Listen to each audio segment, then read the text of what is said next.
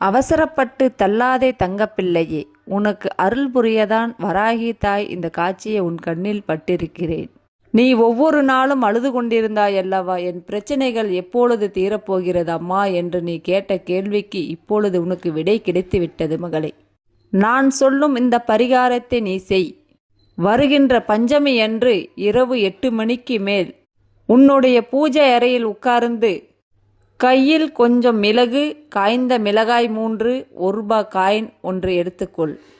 அதை இடது கையில் வைத்து துடைமேல் வைத்து கொண்டு வலது கையால் மூடி வைத்துக்கொள். உன்னுடைய பிரச்சனைகள் எதுவோ அதை அன்னையிடம் சொல்.